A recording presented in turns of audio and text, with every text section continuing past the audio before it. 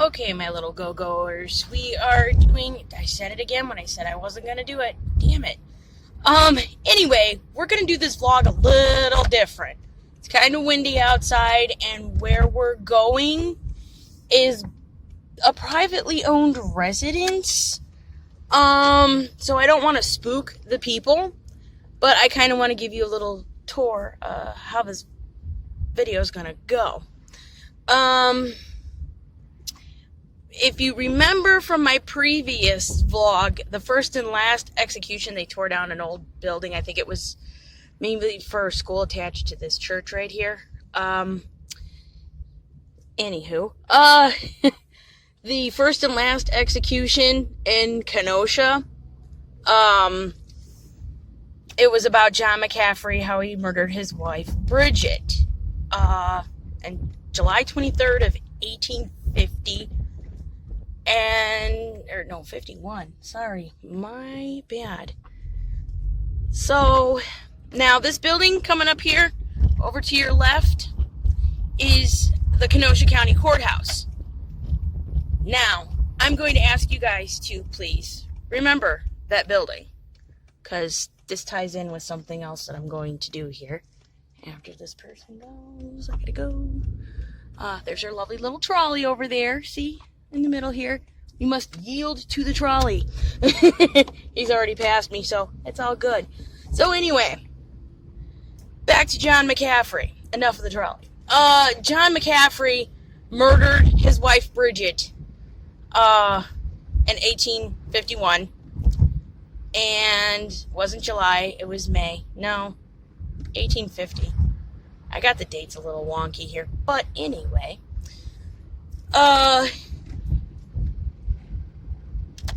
the home, I found where the home was. I scouted it earlier today.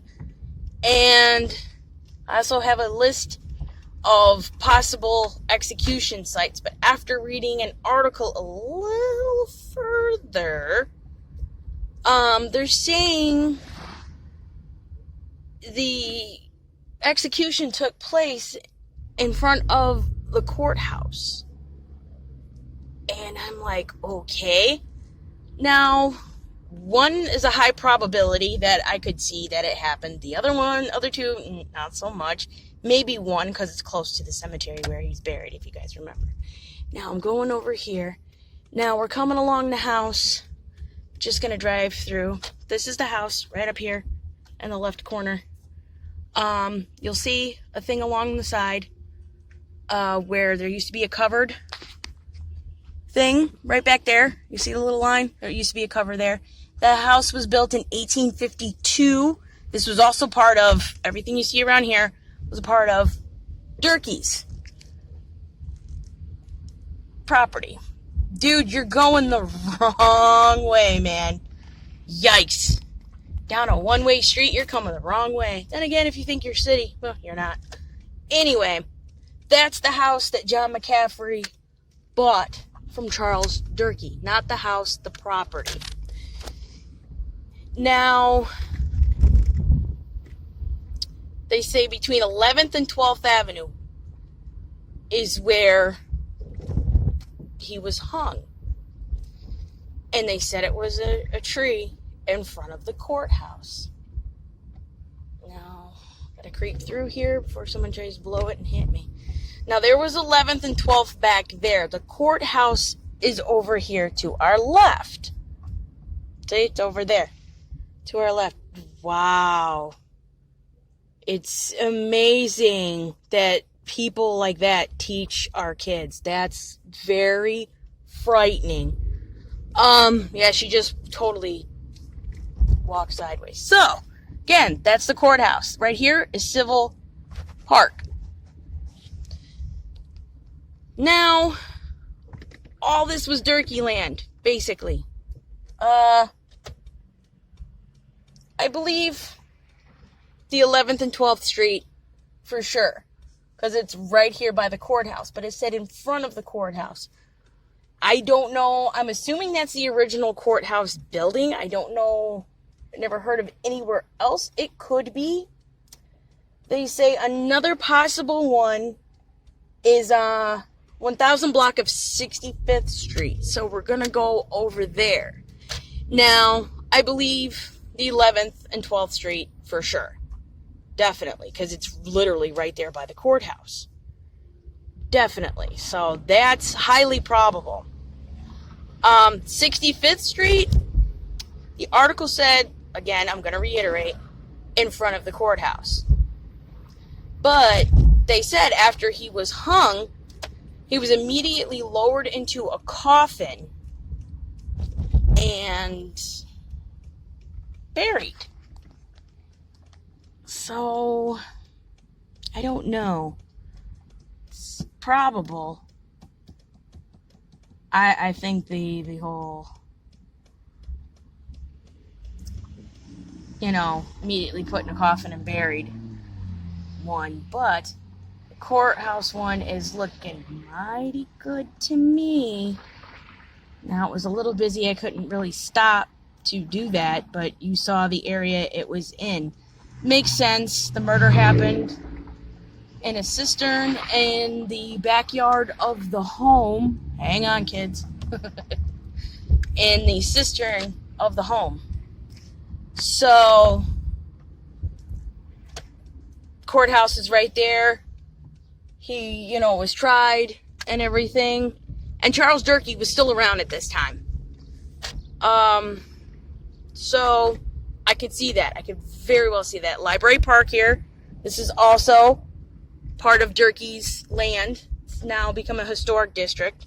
It's a Masonic temple there. I think that's been there for quite a while. But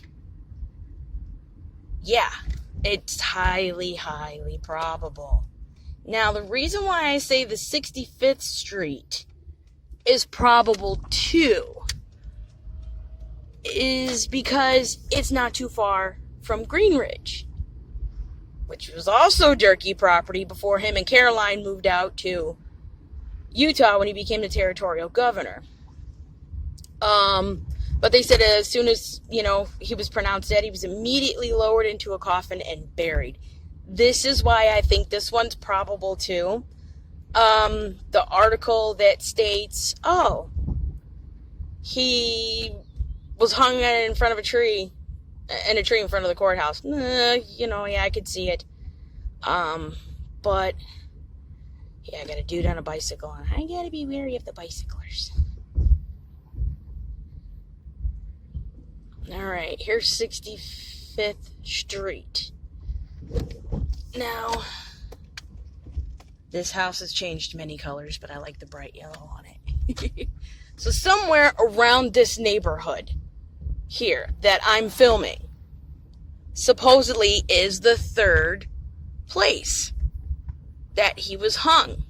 The second one they had way too far up. Now we're going to cut down 5th Avenue here, and I'm going to show you about how close it is to Greenridge, which it's very close to Greenridge when I take my little shortcut from leaving the cemetery. Oh, Mr. Amazon Prime driver, how's it going, buddy? And you're blocking the road. What a douchebag. Yikes, man. You're a douche. Thanks a lot, buddy. This is a little more candid than I wanted, but this is what happens when you drive with me. Sorry, everyone. So, I'll cut down here. The end of this street.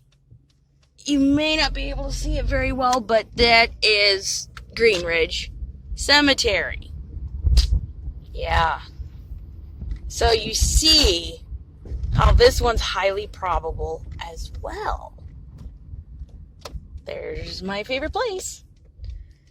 And they're going to be like, no, you can't come back. You've been here once today. We're going to drive into the cemetery. I've never driven into the cemetery before. So, here goes, kids.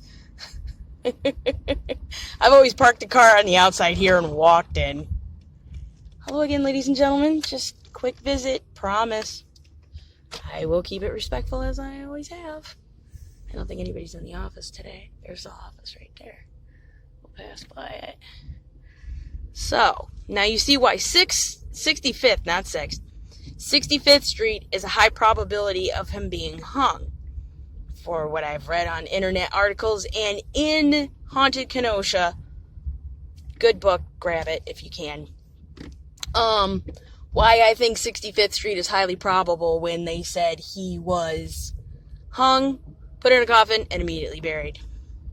But then again, too, with him being arrested, tried, convicted, and all, I can see 10th and 11th Street over there probable as well.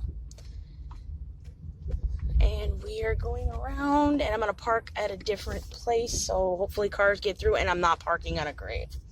That's the last thing I need. I've got a trip going. I don't need something haunting me before I leave. So I'm going to pull over here to be respectful and park and turn this off. So, we're in Green Ridge. Yay.